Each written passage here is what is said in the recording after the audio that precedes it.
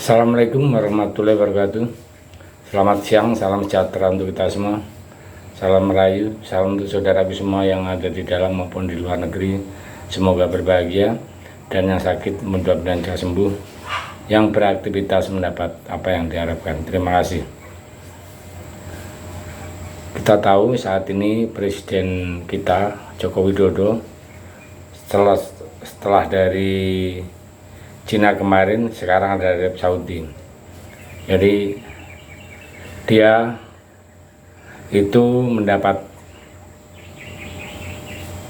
amanat yaitu sebagai pembicara utama di acara GCC di dalam konferensi tingkat tinggi KTT ASEAN Gulf Cooperation Council atau disingkatkan GCC yang berlangsung di Riyadh, Arab Saudi. Presiden Jokowi atau yang disebut dengan Jokowi itu menjadi salah satu pembicara utama. Sebagian besar pimpinan ASEAN dan GCC hadir di dalam pertemuan ini. Dalam pidatonya dan pernyataannya, Jokowi mengangkat sejumlah isu krusial termasuk isu Palestina.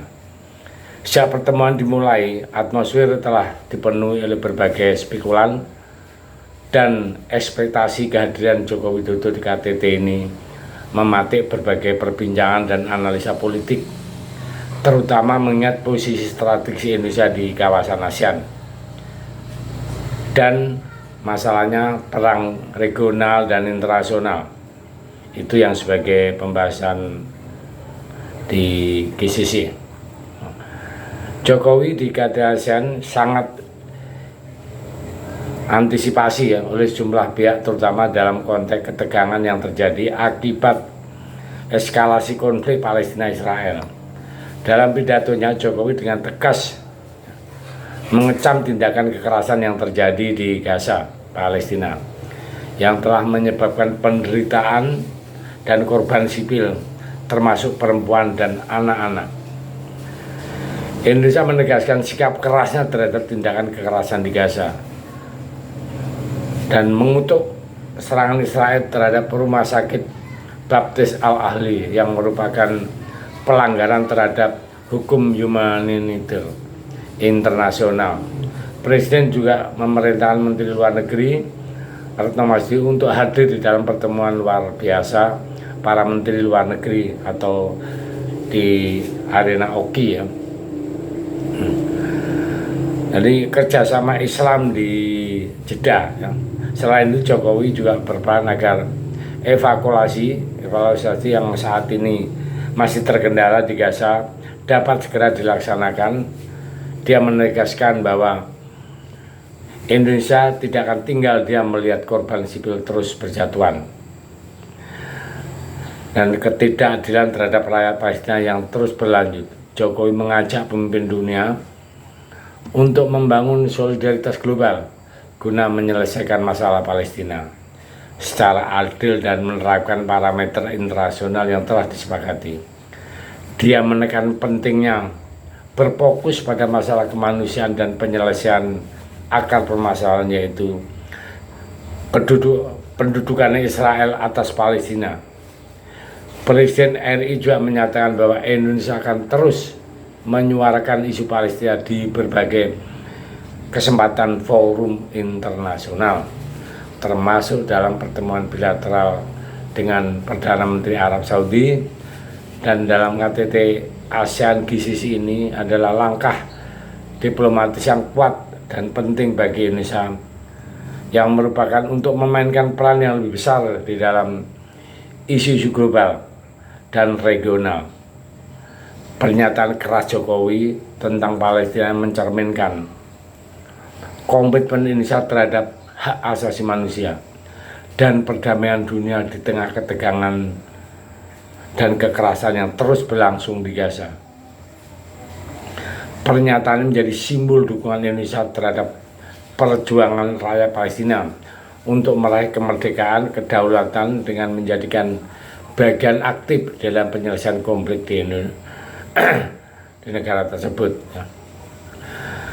Indonesia menegaskan peran pentingnya dalam menciptakan perdamaian dan stabilitas di kawasan.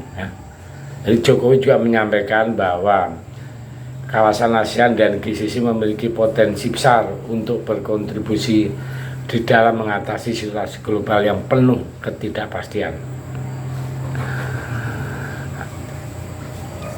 Kawasan ini memiliki sumber daya ekonomi, politik, dan budaya yang sangat beragam yang dapat digunakan untuk mencegah masalah dan memajukan perdamaian dunia di dalam konteks hubungan ASEAN GCC.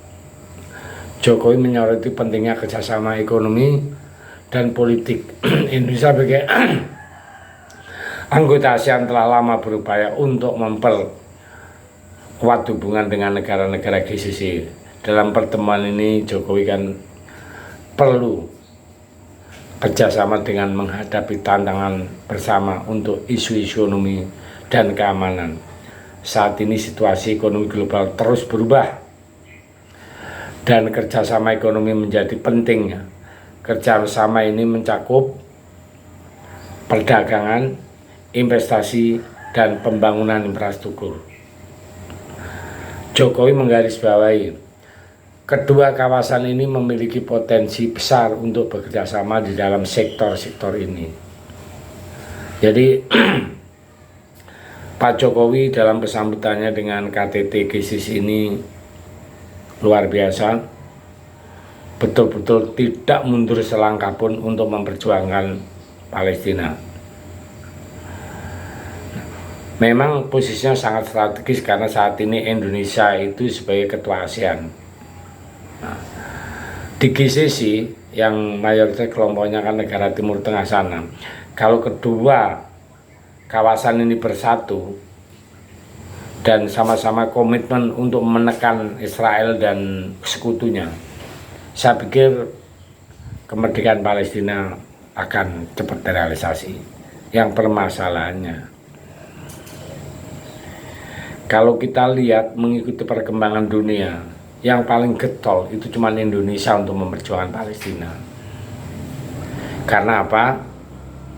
Karena negara-negara Timur Tengah itu banyak yang pro dengan Amerika, sehingga dia menyuarakan setengah-setengah, tidak lantang seperti Indonesia ya, Jokowi. Kalau semua bersepakat, saya pikir solusinya akan lebih cepat. Nah, dengan adanya kedatangan Jokowi, semua jadi semangat dan mudah-mudahan dalam KTT ASEAN GCC ini bisa menghasilkan dan membuahkan hasil sehingga konflik itu bereda dan bisa menjadi negara duduk bersama antara Palestina dan ASEAN. Saya pikir itu informasi yang kami peroleh dari Riyadh. Terima kasih. Merdeka.